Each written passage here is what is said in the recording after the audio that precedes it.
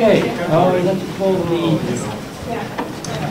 September 21st meeting of the, second here, the Strafford Regional Planning Commission Policy Committee to order. And I think we should start with introductions. So we'll start off with Brian Tapscott. Brian Tapscott, Summersworth. Okay, and next to him we have Ed Camo, Brookfield. Okay. Mike Garrison, DOT. Victoria Parmalee, Northwood. Bill Connor, Summersworth. Paul Lockwood, DES. Sandy Gaines, Rochester. Bob Jackson, Rochester. Carol Beaver, Middleton. Bergen Rose, Strafford Regional Planning. Dave Mara, Strafford Regional Planning. Greg Jones, Strafford Regional Planning. Marilyn Martin, Strafford Regional Planning. Lou Vita, Middleton. Cynthia Copeland, Strafford Regional Planning. Steve Pesci, University of New Hampshire, Durham. Ken Orban, City of Rochester. Brad Nichols, Coast. Okay, that brings everybody on board, and we'll start the meeting with item number 2, staff communications. Greg, where are you at? Right here. How you doing? Oh. Just a quick update. Excuse me. The New Hampshire Planners Association has 2 or 3 grants, about $7,000 to $9,000 coming up for an HIA program. It's a health impact assessment. It's funded through the H&H Foundation, which is called the New Hampshire Foundation, and it's administrated by New Hampshire Housing.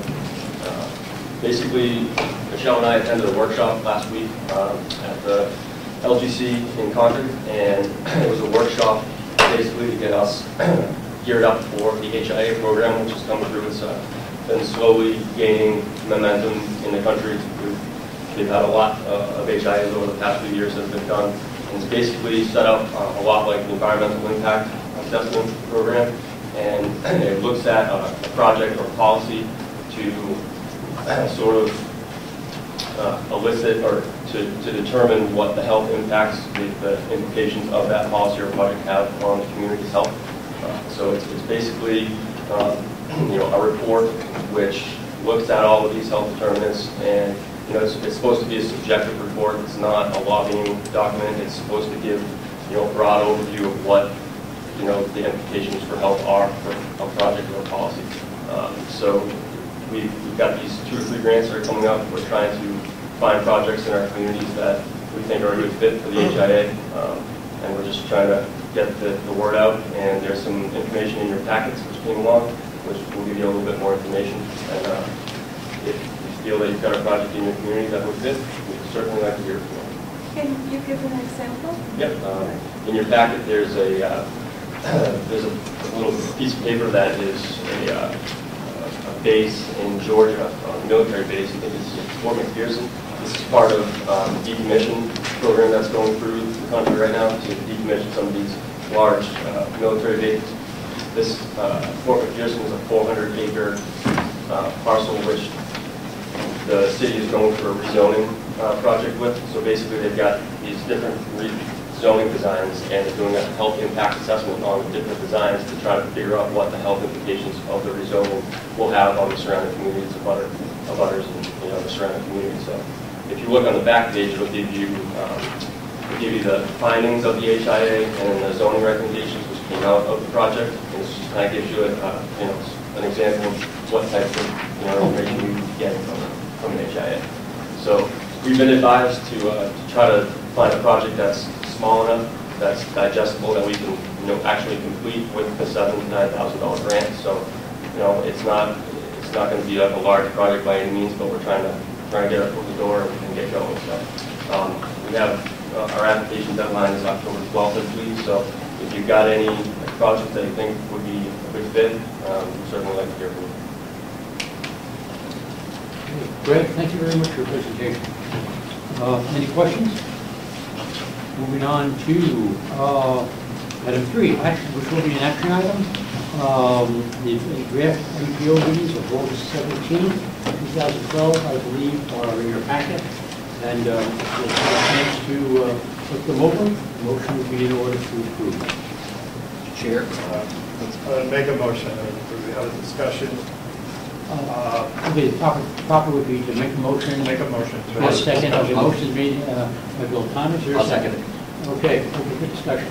No? Okay. I believe at that meeting was to approve the ITS architectural plan.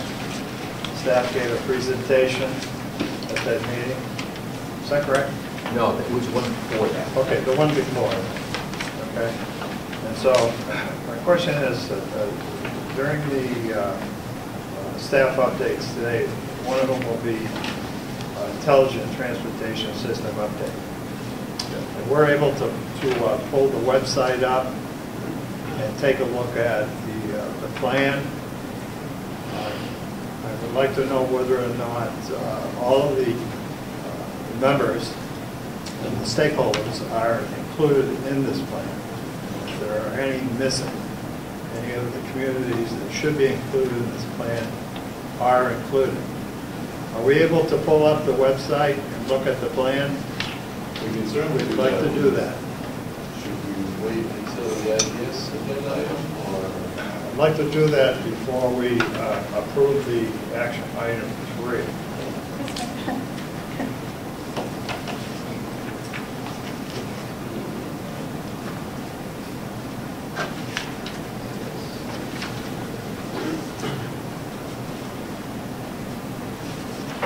If we could scroll down through that and see who's in it, you could tell us that there are some that should be in it, those that are not in it.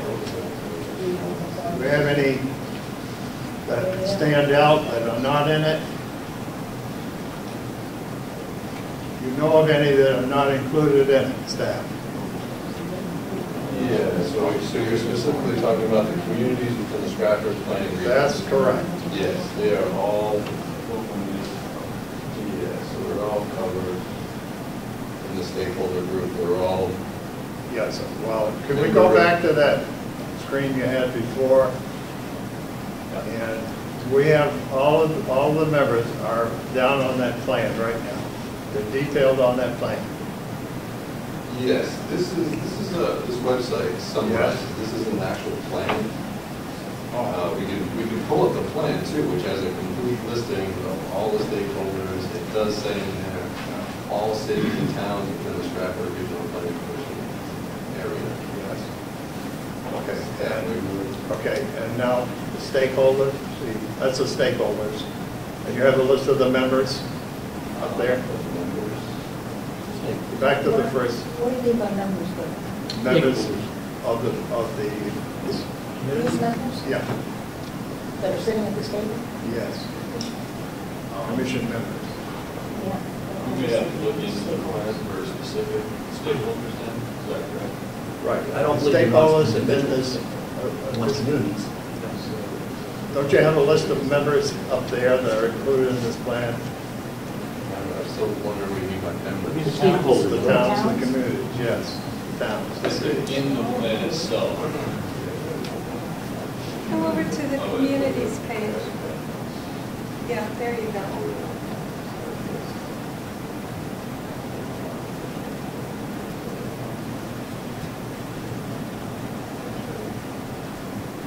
I think this is what you're looking for.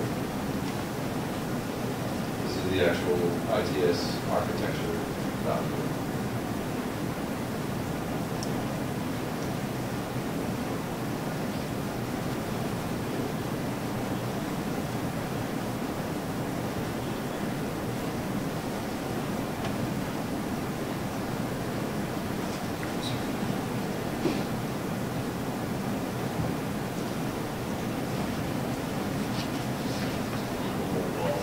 Identifies smarter.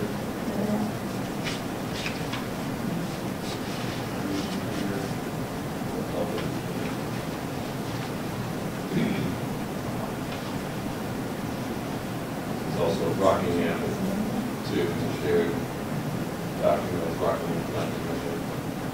Okay.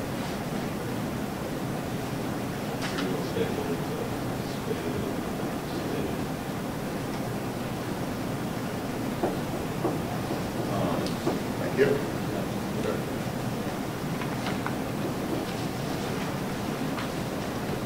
That answered my question, Chair, thank you. Okay. Thank you, Bill. Okay, there, I believe, Pardon? Oh, I'm sorry. Lou, it lists me as a member present, That's right. and I was trying to remember if I was in fact present. And I read down and I noticed Jeremy LaRose seconded a motion in 3.1, so I think that needs to reflect that Jeremy was here and not myself. Okay, let's see. Okay, is there any further comment on the draft minutes of August 17th? There's no further comment. Motion will be in order. Sorry, vote will be in order. Yes. So the motion then is amended to replace Jeremy LaRose's name with Brad Nichols' name. Right, it is amended. Okay. Okay. No, Who's, No, I believe it's My just, name with Jeremy as the attendee, not Instead of you, that's what I meant. So from a second, as long as Bill's comfortable with that. Right, okay, so does the seconder accept the amendment? Bill, you all set with changing? Yes, I told the chair. Okay. Okay, motion, okay, well, on the amended motion, all those in favor, please signify by saying aye. Aye. Those opposed, and the minutes of August 17, 2012 are approved as amended. Lou, I'm going to abstain since I What? wasn't. You and H. Two of us are not- Oh, you're in it, weren't here. abstainers. Okay, you were in it. We're not present at the meeting. So. Oh, okay, thank you. Noting that? It's noted. Okay. Moving on, discussion items, transportation improvement program update. Mark. all right. Last month, we had a chance to talk a little bit more about the 3 different plans that we hope to be updating next month.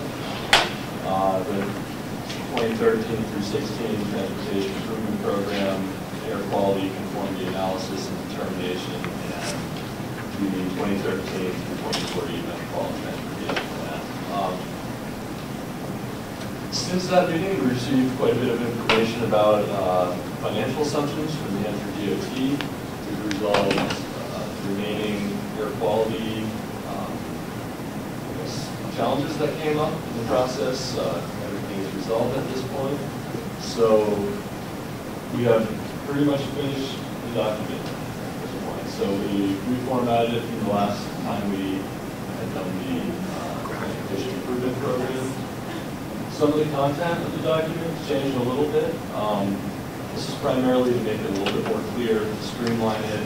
We also updated it to account for some of the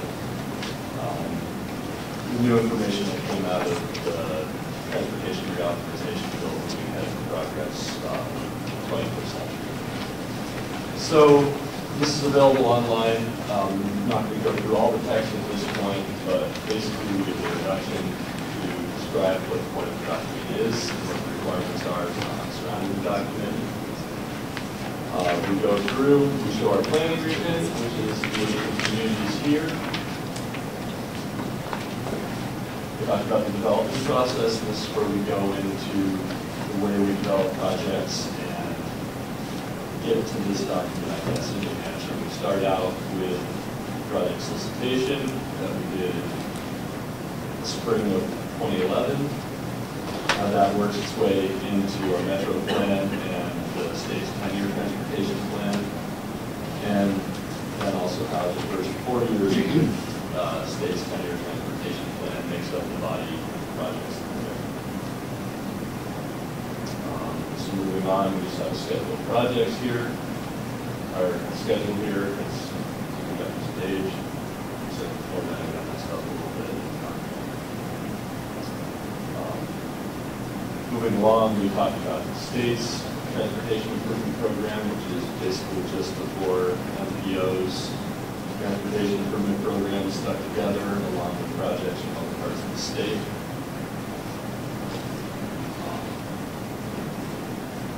Talk about the relationship between transportation improvement program and metropolitan transportation plan. These are, this relationship is outlined by federal CFRs.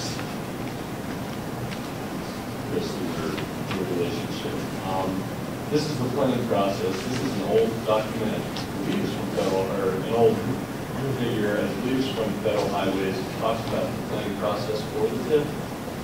This is one thing that we made some changes to make it a little bit more clear going through the comment period over. The next section is the financial analysis. I provided better language that guides this part of the TIP, and also the CFR, both federal regulations that it comes from, so it can be referenced on the internet. Goes through our process, and then we, this is a little bit more about our process, and then we go into the actual financial constraint. So this is a little tough to see here. It will definitely be easier on home computer or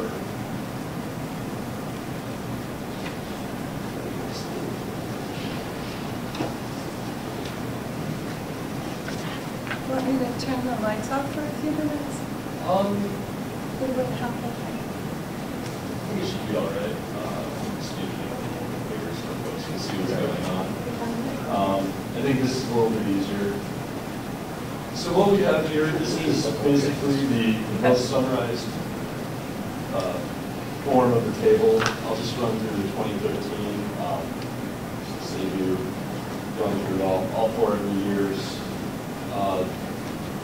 This is actually the last table we made here. So this basically compares the program dollars across the entire state in 2013 that we have laid out in our actually would be the statewide STIP.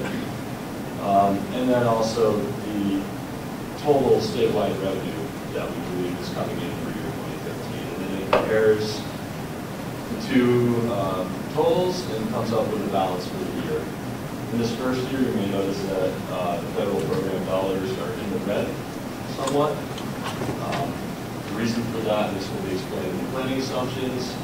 The anticipated revenues in 2013, this was done, this is from, I guess, the end of June when they approved the 10-year plan. There is money for 2012 carrying over that is going to be earned since then has been moved into 2013. So this number, while it looks in the red here, it's no longer actually in the red because funding for 2012 has been shifted out. And so basically, this is the first table. We go through this with every year. We have different numbers every year, different levels of funding, and different levels of program demands. And so moving on,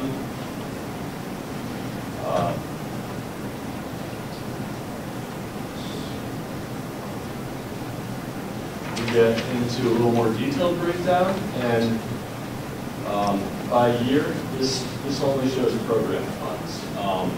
So we have the program funds in the Strafford region. We have the federal, the state, and the local program funds along with the total. We have the rest of New Hampshire, all of the program funds that are laid out in the specific project for the rest of the state, not including Strafford region. And then we have the statewide categories for funding for 2013. So these are all the program funds that haven't necessarily been split up into any region yet. So these would be large statewide categories like bridge rehab and replacement program where we aren't sure where that money is going to be split up to yet. So that basically shows you how we arrived at these figures here on the top of the program for the entire year. And then, I guess as we continue down this, we have the detailed breakdown. So this is the table above it. It's the same exact thing. These are the funding sources in the federal program that the funding is coming from. For, once again, the Strafford region in 2013, and the totals, so the federal highways, federal transit, the state funding, and our region that comes primarily in turnpike funding. We have funding for the rest of the state here, which we showed in the table above also, but just broken down into more detail. And again, we got the federal funding, or federal highways, federal transit, state funding, and then we have the statewide funding for those years. And so we go through this analysis for every year, and so we have a detailed breakdown as the final sheet, but it works up to the summarized breakdown at the top. And we found that we are financially constrained for all 4 years of the document, which is great. That's a requirement of the document. Mark? Yes. Okay, they had a, I started to look at high priority. This one appears in every one of your charts. What does that mean? A significant amount of money. Hang on for a minute. So then I started looking at all the other acronyms, and I'm sort of left cold by all this because I'd have to know what those acronyms stand for in order to appreciate what you're saying. I was wondering if you might be able to summarize this so I can understand what so the layman can understand what you are, trying to put across to us. Yeah, absolutely. And that's something that we still need to do with these. We've been really scrambling to get everything into the document updated. And that's a comment that we've already received, and we'll be incorporating the acronyms for all of these programs and what they actually mean. And now some of them have priority, things like that. I don't think there is any, I can provide a short definition for what high priority means. I believe those are projects that are emergency projects. Then you may have a better idea of what that program is specifically, but that's a good name. I will be going through and getting the best descriptions of what all these funding categories actually mean. These were straight out of the giant project list that we had. And so at this point, I've just put it in as they were, but I am going to put in a sheet that explains what all the acronyms mean. Mr. Chair, can I just follow up on your question? Yes. We've got both a paper document that's going to end up being produced, but also electronically. And I don't know the logistics of how this works, but if there's a way to have some of those definitions or those explanations, sort of I don't know if it's called the hover or whatever, where you sort of have what's it called? Well, okay, is that where when your little arrow is over the put your cursor on that item, it brings up an explanation? Yeah, but without necessarily linking to something, going to someplace else. It's nice if it could be a short, and however you can do that. I think because these acronyms really, and even something that says high priority, just our brief discussion here, that could mean many different things to many different people. So I think almost any place where you end up with these acronyms, we've got to clarify what they really mean. We'll certainly do our best. I mean, we don't know. I mean, I can do a hyperlink certainly, but having something pop up when you hover over it, I can do my best to figure out how to do that. But it's one of those things that takes 80 hours to figure out. I'm probably not going to do it, but I'll certainly have a sheet and some hyperlinks. Where we can do it. Oh, sorry. Mark, yes. I think you're doing a great job trying to balance providing as much detail and maximum transparency with readability. It's always a struggle, to hit both of those. I'm curious, on the fiscal years, where you look at what the money coming to the region and the state, on your, and I'm just curious of this because I was looking at the page we have for the plan years, where you did a really good job highlighting the Strafford portion. Are we able to, just for consistency, show that same portion number, the same way you've done it in the plan years, show it in the tip, so that the reader would have an idea of what portion of the federal funds the Strafford region is getting? Yeah, we can absolutely do that. And I was considering, I noticed in Nashville they had a nice graph that graphically showed their funding levels over the 4-year period, and I think that would be a good idea. I think it'd be really a nice tie-in of the tip to the plan, and also for the communities to understand the share of money that the region's getting of the federal funds that come to the state. I think that'd be a great addition. Yeah, absolutely.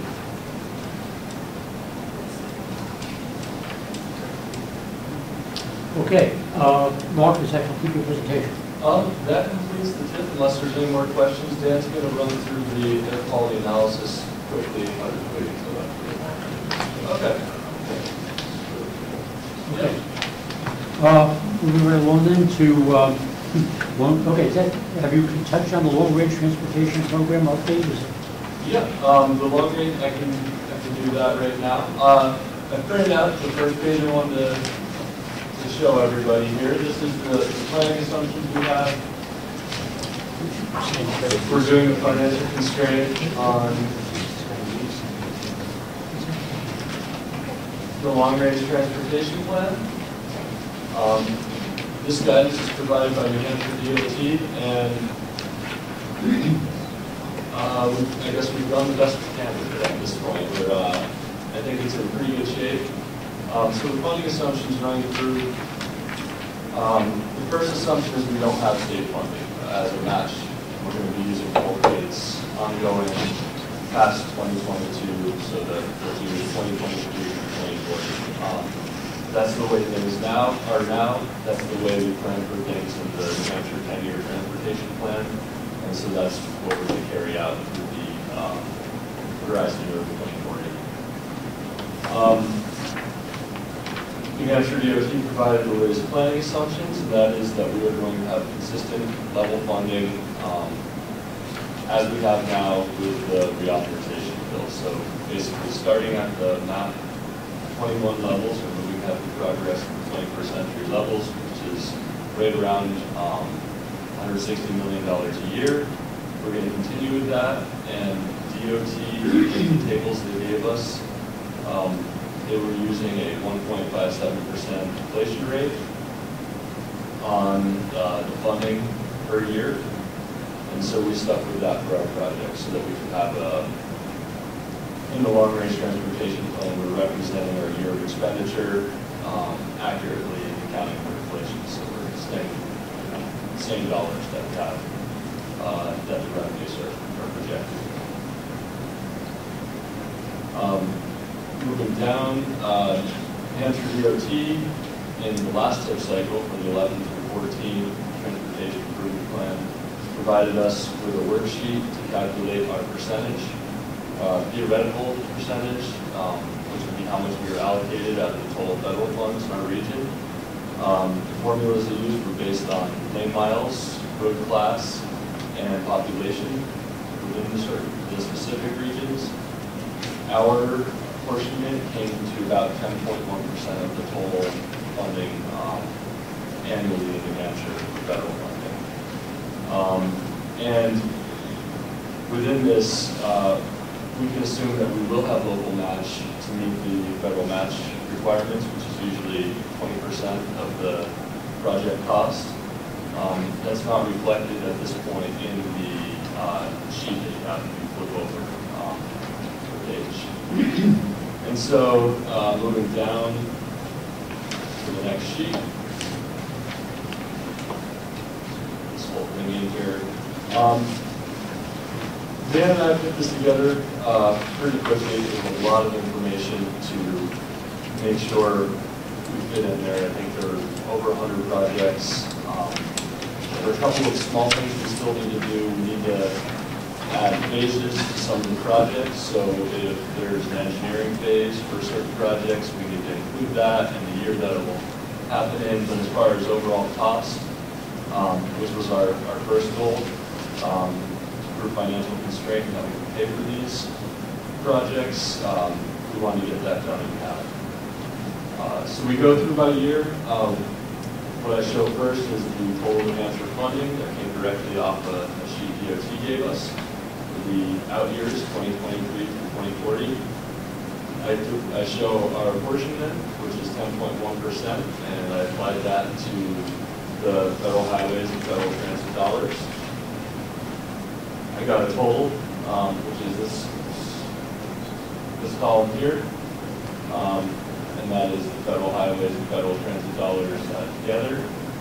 And then we made a projection by year, accounting for the inflation, for all the projects that we had assigned to years here.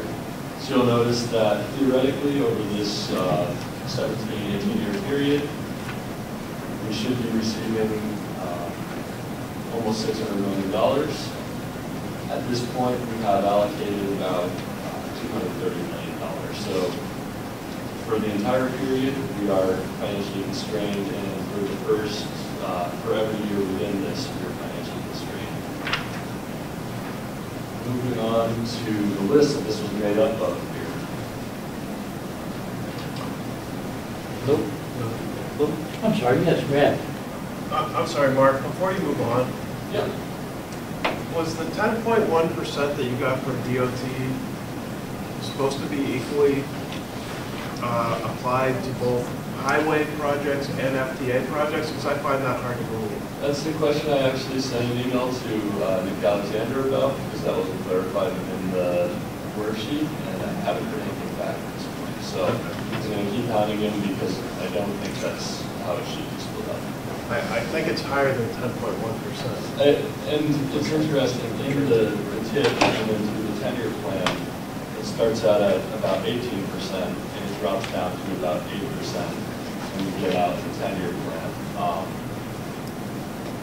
And that needs to be resolved somehow. That's not correct, and our region has good working with transit and the urbanized areas. Right. Account for that. Bill?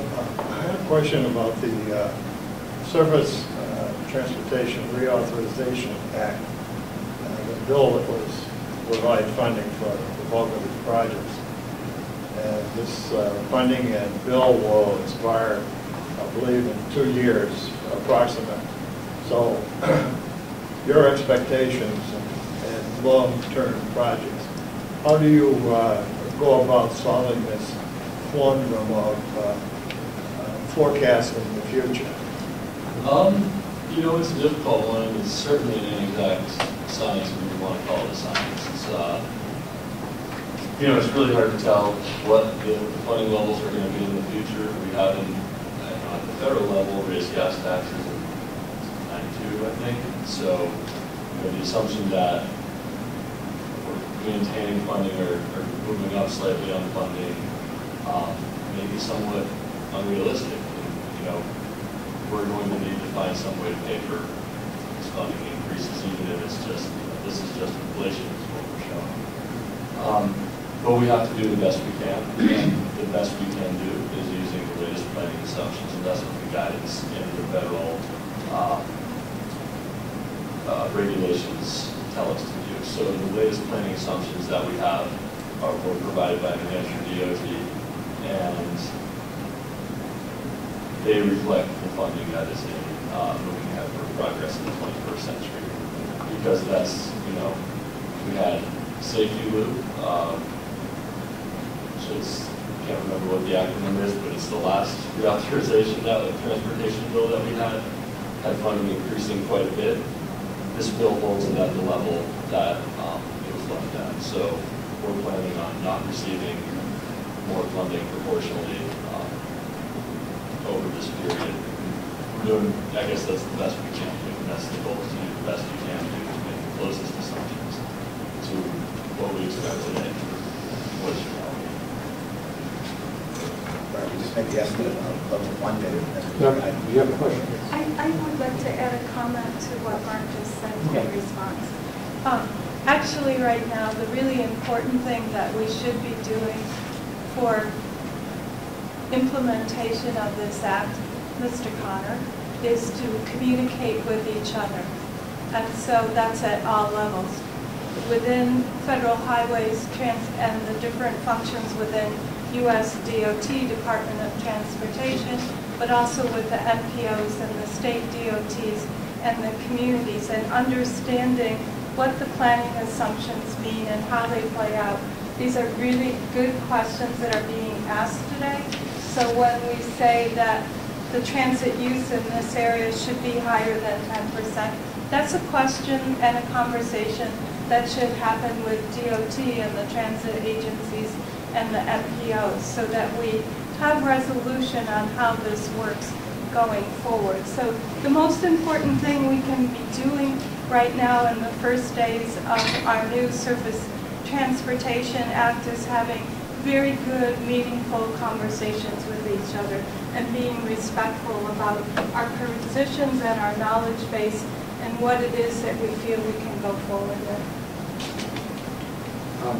Just a quick addition to what Cynthia said, and Brad, this issue of the FTA, Federal Transit Share funding, is very important. That money's only spent in the urbanized areas, so obviously it should be higher than 10%. Question on your planning assumptions page, just two quick questions. in the first bullet item, number 1, I just want to make sure I understand what is written here. You put that the 10-year plan approved by the New Hampshire legislature and signed by the governor did not include any state match. And I want to make sure I understand what that means is no general fund state match, correct? There is turnpike money. Yep. And there is state gas tax money, but what this is saying is there was no general fund money programmed as match. Is that, and if that is right, it might be helpful to the reader to put that in, like no general fund, but there is turnpike and state gas tax money. I think that would be helpful. And I just want to go again to the share question on number 4. I think it would be helpful in this discussion that Cynthia is advocating, and we absolutely should have. I don't know at this moment what the population share Strafford region is compared to the state, but I think to the reader it would be interesting for them to know here's the programmed assumption of federal money, 10.1. Here's the population share as it exists today. I don't know what that is, but that would help calibrate the reader. I'm not saying that the federal money should exactly match the population share, but it would be helpful, I think, to tie this in to context to the readers. Yep, absolutely. We do have some of that information in the air quality analysis document, but I agree that it would be helpful just to show that again, so it's really illustrated. One more addition, and just a suggestion. We've had it over the years, and again, I think it's very helpful in the policy discussions with our communities, is a graphic or a table, doesn't matter, that shows the split of money by mode, i.e. highway, bike, ped, rail, airport, everything. Again, helpful for encouraging a dialogue about the context of what all this means. I think that's very helpful. This 10.1, property now seems to have a lack of zone. This 10.1% seems to be popping up a lot, and Red, it does affect your planning or your operations, doesn't it? Ultimately, yes. Yes. But you'd want to know the outcome of the question. I mean, you want to make sure this is, it's not just an idle question, this sort of is a, affects your planning. Correct. So what I would ask is that, would you be able to get back with Red specifically on this? Oh, absolutely. Okay. I'm waiting to hear back also, and I would be interested in working with you to figure out what our percentage should be. Okay. And the FTA portion isn't just the urbanized funds. There are other FTA programs that get tossed in that would have the effect of driving down probably the overall percentage in our area. So, because there's a lot of funds, FTA funds in the state that we don't actually have access to. So, but still that number doesn't seem quite right to me. I don't think it is. What we have today doesn't look like that. Cynthia? And I just wanted to make sure that people understand that we're now in a 30-day public review period, and so all the comments being made at this meeting are being incorporated into our public impact document. And so there's a question or a comment, and then there's a response to that, and that becomes part of the record that you'll be considering at the October meeting when you make a decision on this. Yeah, Ken.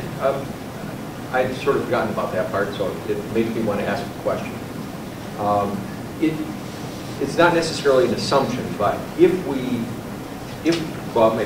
assume that that the funding that comes from the state level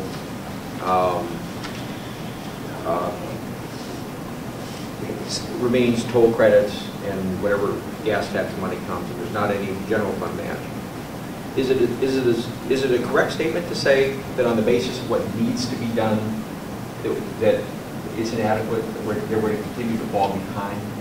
Is that a fair statement, or is that too hypothetical? No, with our projections right now, our 10-year plan, the forecasting going forward, the money we're receiving is not enough to maintain our highway systems. We're in a slow decline.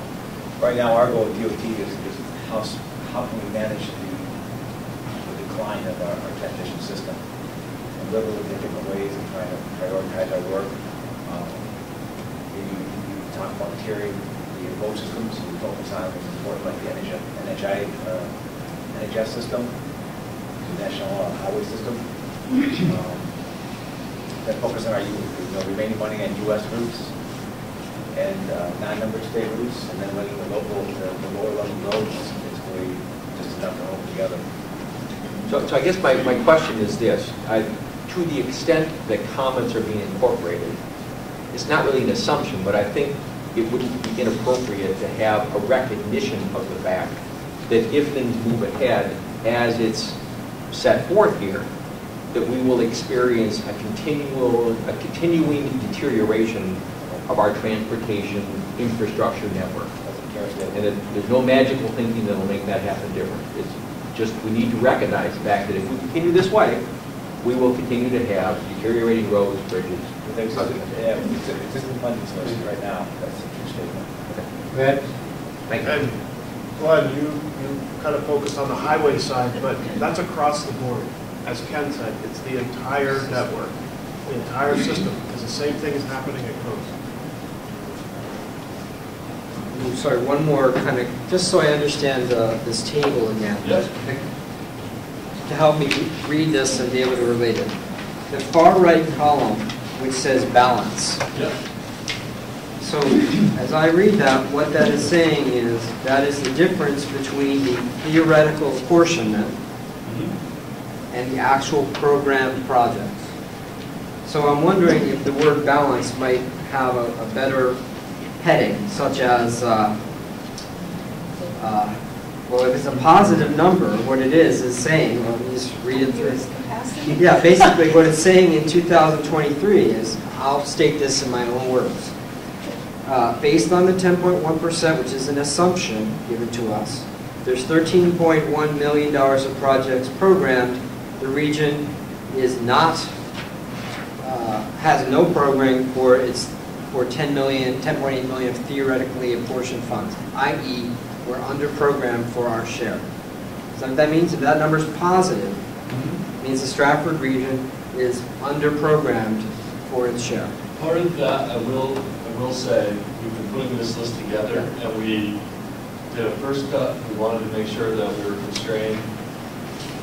We saw that we were constrained, we put in the list, and so that's where we are now. And I think so I understand what it's. You're talking about the heading, like anticipated deficit or something like that? Well, it's not. This is what I'm struggling for what the wording is. It's not a deficit. It's the opposite. What it's saying is that the region is receiving 10.8 million of projects, but the real share that it should be receiving, quote unquote, theoretically, is 24. Is that correct? Well, so that's what we have, because the state hasn't said there's any money obligated. There's not. We can make that list look, right up to that total of $24 million, $30,000, $24,030,000. Well, all I'm suggesting, Mark, and I don't know the answer, but what I'm suggesting is in assisting this dialogue that we're trying to do, that the word balance is not correct. That we need to have a better header on that column that promotes the dialogue, and the dialogue relates to the investment that this region's getting as a proportion of the state funding. So I don't know what the word is or the title, but...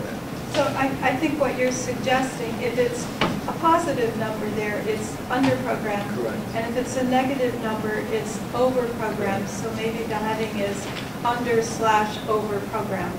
Yeah. And then have a dialogue about that. Yeah. Yes. Okay, Mark, anything further? I would like to just show folks what's going up on the internet. I really apologize. Dan and I have been plowing through this, a lot of work, but we do have the long-range plan projects listed out. We don't have the vision projects included in this list because this was for financial constraint. With cost estimates, the construction year, the community that they're happening in. As we go down, you can see we have all this, the different colors represent the year, the end of the year. So if you go down and have all the different years in this list. It's probably going to be organized a little bit differently once it gets into the final plan, just so you can really show where the projects are happening, what year they're happening in, and have that as more of a calendar view than just a long list like we have now, just to make it easier to read and a little bit easier to understand. But this includes a lot of new projects. What we've done with this list, or we've tried to do with this list, is make sure that the projects that are really important, a lot of the red list bridges, they're going to happen in the first few years of this long-range plan. A lot of the other really important safety projects, we try to front-load those into this plan also. From the balance, it looks like we can front-load a little bit more of these projects. And in the future, we may be able to incorporate some of the vision projects and assign costs to them, but we would have to wait for a time when we have to redo the air quality analysis so that we're not messing up the rest of the state's air quality analysis at this point. We will have an opportunity to do that. We're going to continue to refine and work on this list going down the road, but yeah, those changes, the big changes, are going to have to wait until after this document's approved and next time we revisit the air quality. You go to Mark, does this, that federal money, does that include preservation? And is preservation in your list up here? This is the federal money, so if you were to look at our TIP listing, it shows all the different funding. It shows the federal, the state, and the local funding.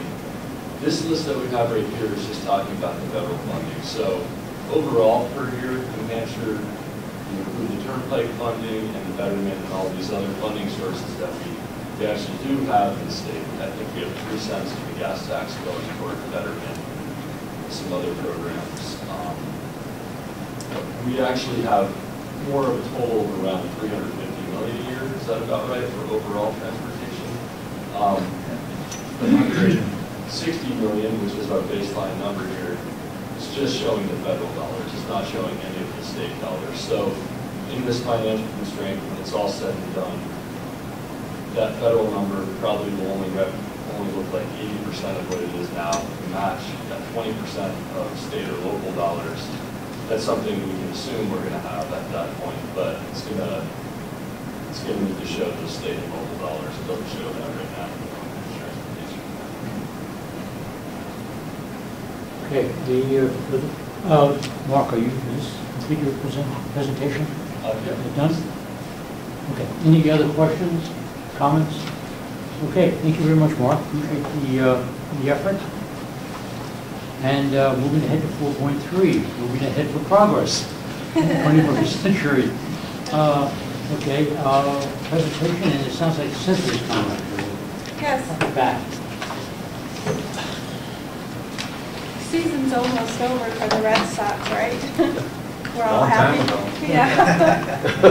So Rad had asked us to talk a little bit about moving ahead for progress in the 21st century, the surface transportation reauthorization, new legislation, focusing on the Federal Transit Administration grantees. So we went and I would like both Steve and Rad to feel free to join in because they're more the experts than I am on Federal Transit Administration grant programs. And so really, let's just start here with some basics and as similarly as to what happened in the Federal Highway Administration, additional similar things happened with Federal Transit grantees.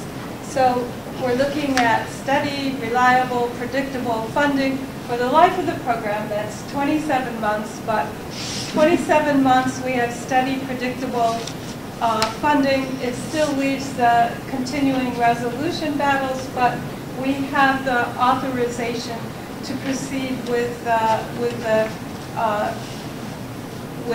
funding aspects of it. It consolidates transit programs to improve efficiency. This is very similar to what happened in federal highways, where we went from over dozens of programs down to 4 major programs. So we'll go into some of the consolidations later on in this presentation. Here, if you guys would like to talk about the state of good repair, there's major increases for improving the state of good repair as a program, and so if you guys could tell us how you actually would be using this Coast. Well, at Coast, we were actually awarded a state of good repair grant this year. I think you were as well. And we went after additional 88 paratransit vehicles. Can you talk about what a state of good repair Oh, state of good is? repair? Sorry. That's Sorry. State of good repair is for repair and replacement of aging equipment and facilities, which is a growing issue in our industry as a result of less robust funding of our industry. Yet the need to maintain the equipment that's on the street every day and the facilities that keep that equipment on the road every day. It is a way to replace what was the old, one way to replace what was the old 5309 capital grants program. We went after this funding this year for a couple of vehicles and to actually improve vehicle mileage or fuel consumption rates on some of our newer buses. We got funding for 2 new 88 paratransit vans to replace minivans that had 250,000+ miles on them. So similar to the preservation program that Highways, the DOT is looking at, is how to make do with less, do more, get more traffic capacity, et cetera, safety. So next thing down is always there's new reporting requirements. And finally, the issue that we're all going to be talking about over the next couple of years, probably decade, is the performance measures for state of good repair, but also for planning and for safety functions. Before you we go back, is the concept of state of good repair simply recognizing the condition of what's on the road, or is it some sort of an incentive to better maintain, to do a better job at repairing and maintaining existing fleet? I just don't know. The words could mean two different things. It's a program that was created in recognition that we're billions of dollars behind the curve in keeping our equipment and facilities in good working order. It is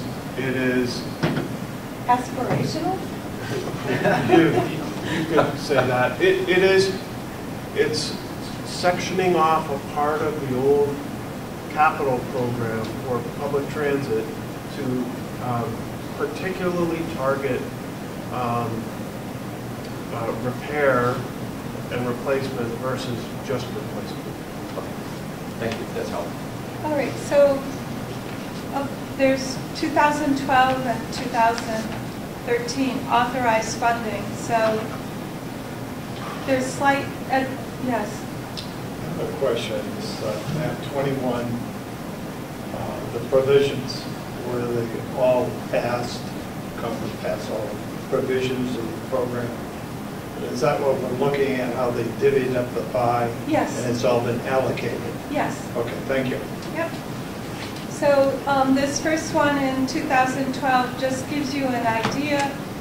You can see that there's urbanized area formula grants, new starts, fixed guideway modernization, bus and facility grants, and rural formula grants. Those are the major ones, the major categories for funding.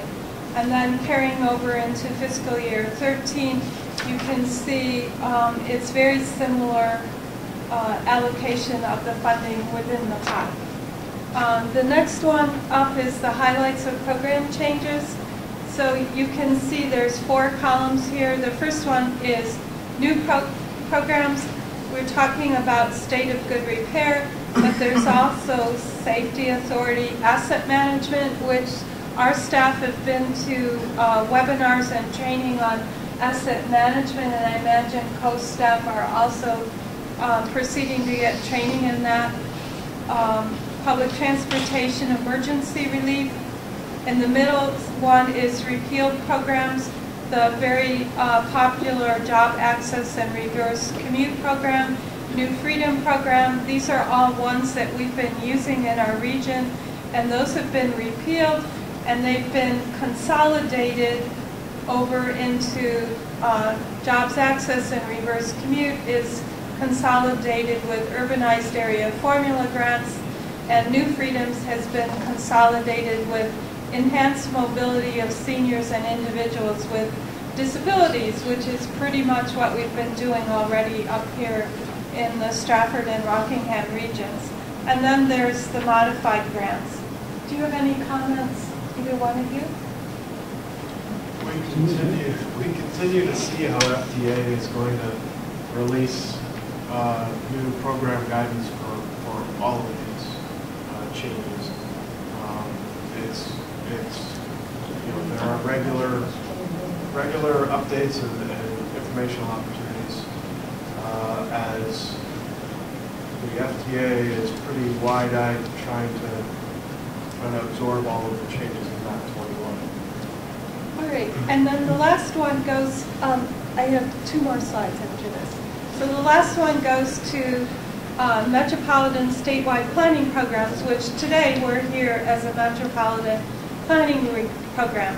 And so if you look at the second bullet down there, it requires states, transit agencies, and metropolitan planning organizations to establish performance targets, and it does this by establishing a national performance measurement system. So if you guys could go to the live thing that we have up there. So this week, U.S.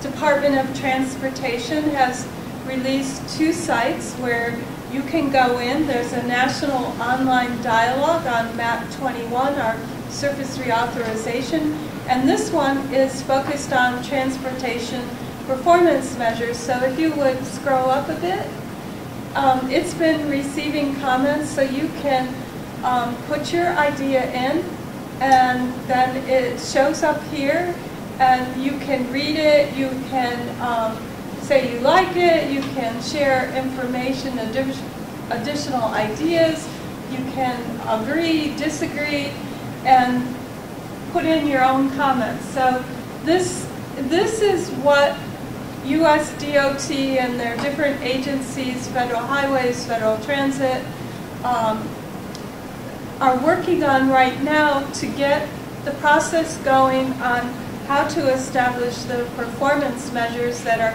required in MAP 21, and do this under this very constrained 27-month process that exists when rulemaking can go on for 2 to 3 years normally. So I would encourage everyone to go to these sites. There's one for performance measures, and the second one is up on freight. They're going to have other areas coming up. These 2 just came up on Wednesday, Thursday of this week, and so these are new. They're just starting up, but I think it's a great way to see what's going on, what people are thinking, where it's going, and put your oar in the water when you have a chance to really have some relevancy when the communication and dialogue. This is at the very front end of the communication and dialogue. So I would urge you all to look at these and participate in it. Mark? Just quickly, FTA, or I guess the transit programs in general, are, just like to comment, they're much better shape than the rest of the transportation system as far as the performance measures go. A lot of the things we think we've already asked to measure on-time performance, average delay probably, ridership, a number of these different things. It sounds like state of good repair is a new one that you're being asked to track to be eligible for funding programs. So I think the transit agencies are in pretty good shape for making this shift over to a more performance-based approach to funding and just understanding, how the system actually works. Oh, okay. In terms of, it's important for people to chime in. Can you make sure that there are links to these sites, both in the weekly or however frequently you send out the constant comment we have one going thing? today. Okay. As well as an easy to find link on the main page of our website. Yes. And that way, if people do want it, they don't have to go out trying to find it someplace. They can just click on Yeah, it. that would be great. So Thank we you. would be able to view the negative comments about this, along with any communities that did reject any one of these programs. Is that correct? Yeah, it's Okay, just, very good, thank you. And, okay, this website will be up for review on the Strafford Planning yes, Commission? we'll put it up today. Okay. Yeah. Okay, is there anything further under Cynthia's presentation? If not, we'll move along to intelligent transportation systems. Dan? All right, thanks, Lou. So, let's see, back in July, we approved the ITS documents. We were kind of already previewing them a little earlier in the meeting, but at the last meeting, Ken, you had brought up the fact that we need to revisit the idea to how best to keep these documents up to date and truly a living document, that it's as accurate and useful as possible moving forward. So, staff, we kind of talked, came up with a few ideas. We came up with a quick little bulleted list, which is in your memo. But basically, what we're proposing, and we're certainly taking input on this right now, but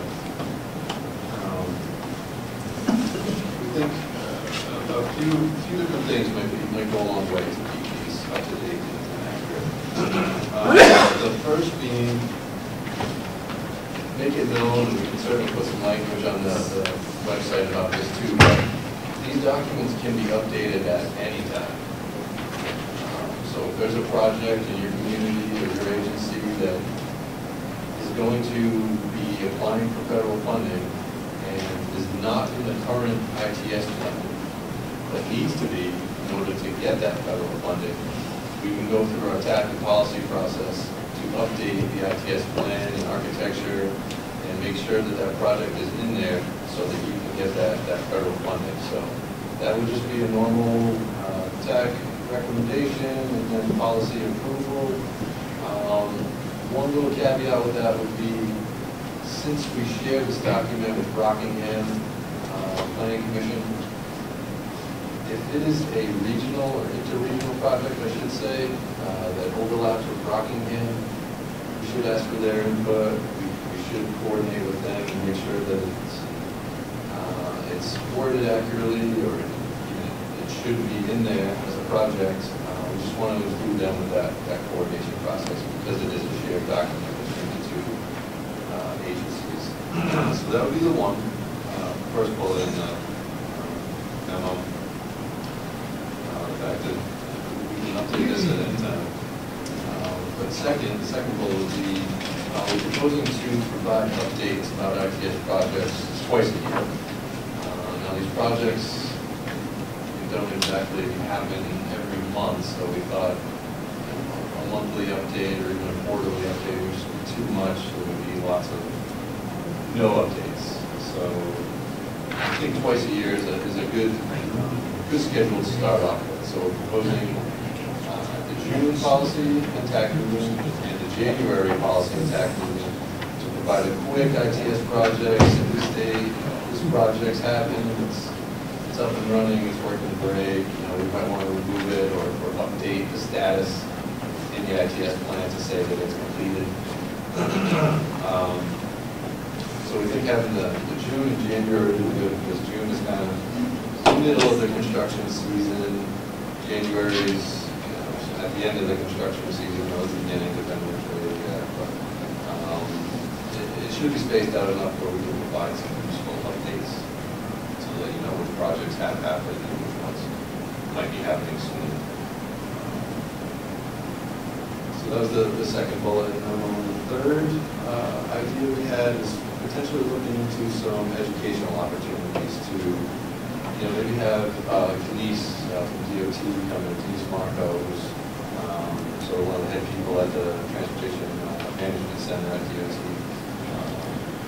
Maybe come in and talk about some of the different systems around the state or in our region specifically, and just kind of build that educational component a little bit so that we can make better decisions moving forward with projects and plan better amongst the different stakeholders. Yeah, that's right. Oh, sorry. Are you planning on going out to communities to educate them about how this program can be useful to them? We can certainly do that if there's some interest. Maybe kind of combining towns? Yeah, we can look into that. We can probably start with, tag and policy, and then if there's interest there, we might want to focus it more on that community level, see what opportunities might be available at the community, and certainly, yeah, there's interest in that. And again, those would be happening through those educational pieces and kind of the more formal project update opportunity in the January and June meetings. So we make sure that those two meetings were kind of an ITS bullet, an ITS focus, just to stay current with it and keep everybody up to speed. So I guess it would be good. Thank you, Dan. Anything further? Oh, yeah, Bill. The technical advisory committee, any one of the projects that you're tackling, the information that you would come up with, you send back to the local communities to advise them. For instance, the culvert study. And that's one of the, I know we're getting off track here, but that's would be of interest to me and others to know this information. Right now, I'm not privy to that information.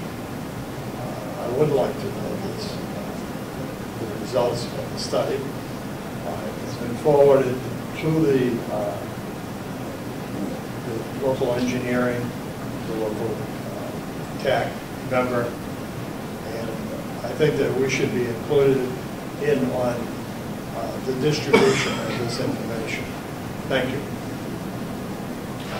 Okay, Dave? Okay. Dan, anything Just else? follow up with that and say that I know that certainly anything we do and talk about is always shared amongst the commissioner, of course, and then our TAC and policy members. So I don't think it would change, but I guess how we see the ITS projects moving is that request would come from the community or an agency, come to this group or to staff first, and then we would bring it to this group, and then it can certainly filter out through your means of coordination at the local or local level of your agency. So definitely see information being shared as it always has been. Quite sure we were talking about the culverts, but We post that on the website or something once we get it back from DES or Geological Survey. yeah. So I guess if there were any other comments or maybe some other suggestions or ideas, we just brought this up on the screen. I mean, we've sort of tossed around the idea of having maybe something like this on our website to, I don't quite know how we work it in there. We certainly have to talk about a web designer about it, but whether we want it to be sort of broad and even open for any documents or projects going on in our region, or if we want to maybe start something more focused, like the ITS, provide comments. And this is something new. We've just found out about it recently, so this is kind of a exciting new way of sharing ideas, so this is definitely going to be something we're looking into. Well, I don't know if anybody has any comments or ideas about it. Anything further? Yes, Red. I would just be concerned about the additional workload that creates, because it requires a response or input at some level by staff to make it meaningful, and I would just be concerned about that. Given what you have for resources to get the work that needs to be done, now.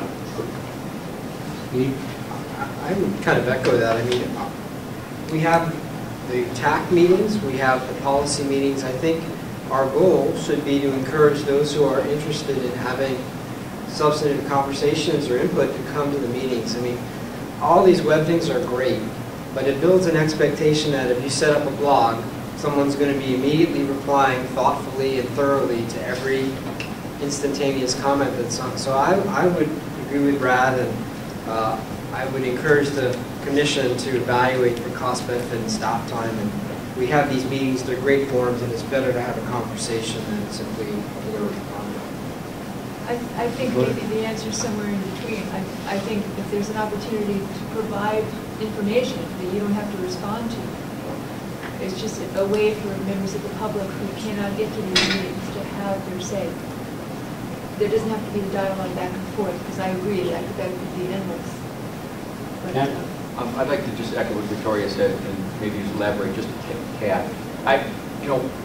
As wonderful as the dialogue in these meetings are, most people can't attend. We've got the Citizens Forum thing here at the end, and we had a couple of people attend one of our meetings. We haven't had anybody since, and I suspect part of that is because people are working. They're just not available. So I think having something that allows people to have input at their own leisure, but not with an expectation that there's a dialogue, but there's an opportunity for input. And so I think having the opportunity for input, having the information easily available, the links and that sort, is really important.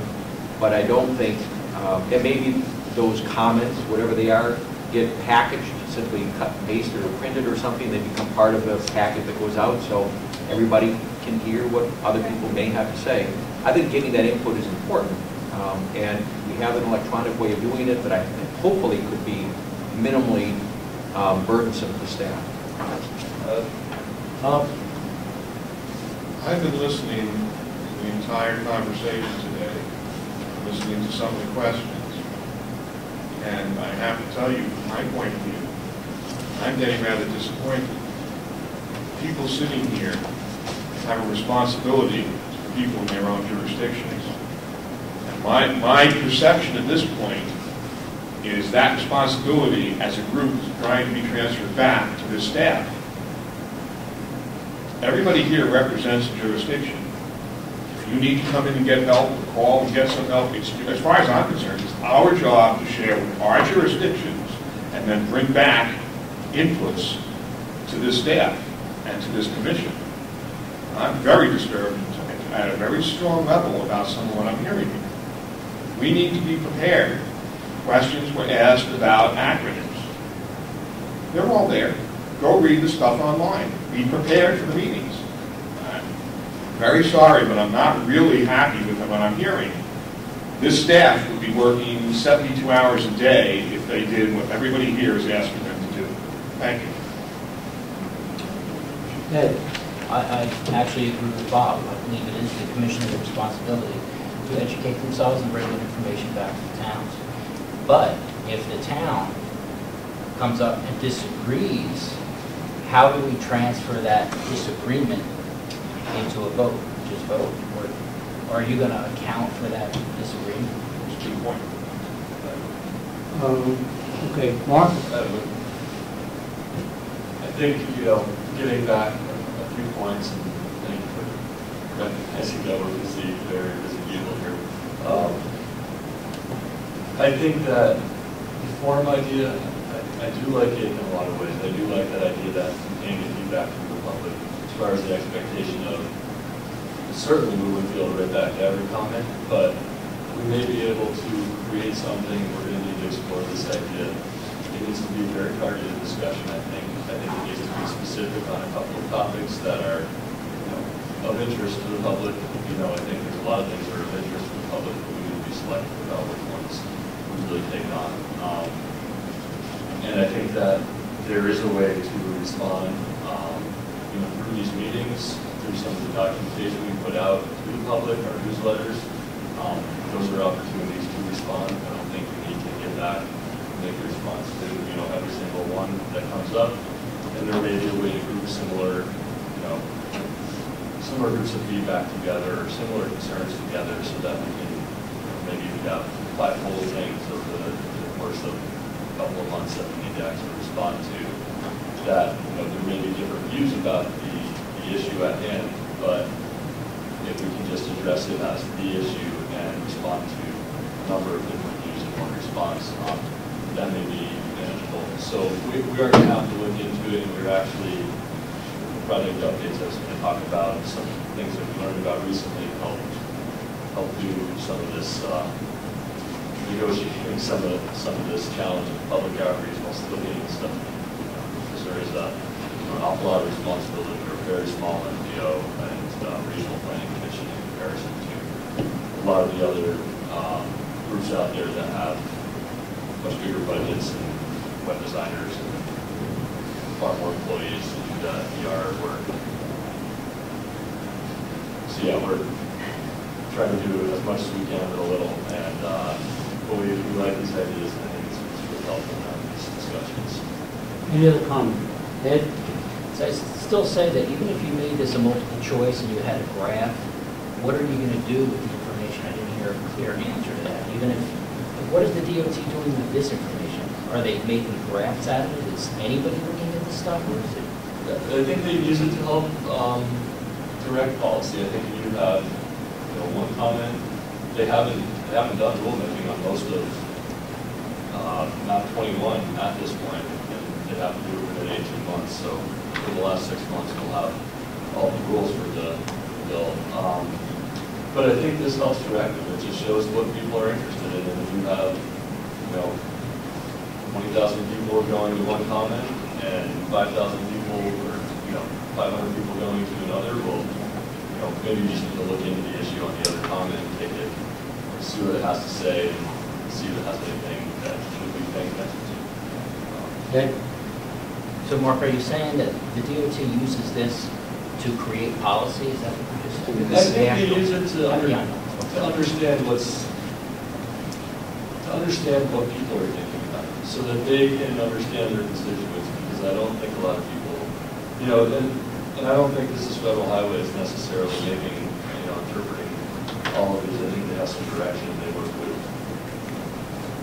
what was the meaning of this phrase that you had in here about how we like performance measures or something. But to understand what people want measured, I think it's a good idea to capture some of those ideas and use that to help shape your argument. I just would like to add. One moment. Red? Well, in the old days, they put out proposed rulemaking and ask for public comment to be submitted, and then they come out with the final rule. This is, I believe, my understanding of it, is an opportunity for the public to shape the proposed rulemaking before that even comes out. Yes. And to expect that we're going to have rulemaking for all of the MAP 21 programs in the next 2 years is ridiculous, because we haven't finished doing the rulemaking for the last surface transportation reauthorization. So it is an incredibly frustrating moment for transportation in this country. And the other thing that we would be using this information for in our organization, things like, what's important to you on the highway. If we were trying to do a project, prioritization or something, safety, maintenance, condition of facilities, bridges, and this is a good way to get, temperature on some of those ideas about what is important to people out there in our region, that's specific to our region. We want to be responsive to that, so it might shape our prioritization process in some way, or which projects we float to the top so that we can recommend them for the 10-year plan in the future. I can see it being useful in that way. Cynthia? Yeah, we're practitioners here in this office. And a lot of the comments, if you take the time to go read through there, you're going to find they're practitioners. People that do this on a day-to-day basis, and they're reflecting on what's worked, what hasn't worked, what's been successful, a way that they think that we can meet policy guidelines that have been set by the federal law and that now in rulemaking have to be incorporated. And part of the practitioners, you know, what we do on a day-to-day, monthly, yearly basis. And so to me, part of the value of reading through this is getting to see firsthand, very inexpensively, what the practitioners in the country said works and doesn't work. And to me, that is so valuable. That's rich up there for me to be looking at, because then that guides our actions here. Oh, this isn't working, or oh, this is really costly. Okay, DOT, let's have this conversation in New Hampshire about how we're going to do this requirement of the performance measures, and how's it going to work for us if they can't do it feasibly in a very large metro area. How are we going to do it? And so to me, it's all about the practical day-to-day common sense pragmatism, applying this to transportation planning in a rural, urban, New Hampshire, New England environment. So I'm so happy to see my fellow practitioners participating in this. You know, it's an improvement. Anything further? There's nothing further to discuss. By the way, Ed Como had a comment, which is actually a question, wanting to know how does the information from the town that is generated as a result of our presentation to our respective towns generated back here, and the answer is it's the other function of the representative.